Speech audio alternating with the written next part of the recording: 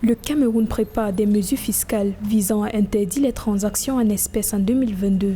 C'est ce qui ressort de la circulaire relative à la préparation de la loi de finances 2022, signée le 30 août 2021 par le chef de l'État Paul Biya. Ces mesures, qui interviennent dans le cadre de la stratégie nationale de développement 2020-2030, devraient renforcer la lutte contre l'évasion et la fraude fiscale au Cameroun.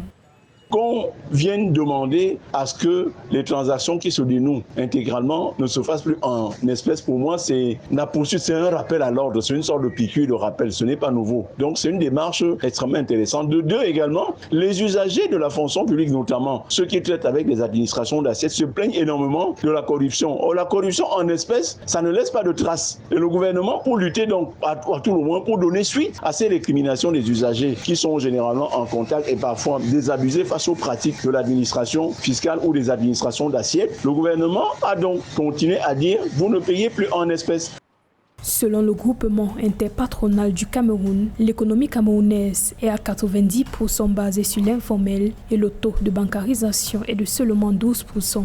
Des chiffres qui montrent que la plupart des opérateurs effectuent leurs transactions hors des établissements bancaires. D'ici 2030, l'exécutif camerounais veut porter à 80% le taux de bancarisation du pays.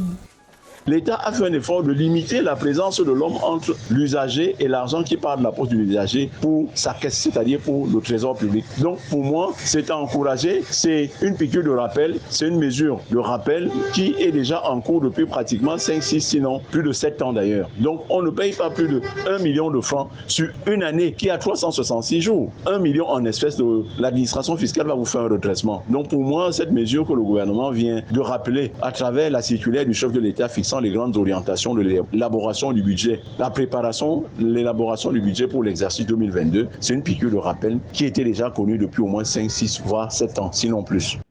Selon les autorités, les transactions basées sur la monnaie physique sont difficiles à contrôler et favorisent l'économie informelle. Ces mesures devraient donc permettre aux populations de privilégier les transactions numériques ou traçables, notamment les transactions via chèque, virement bancaire, carte de paiement ou encore mobile money.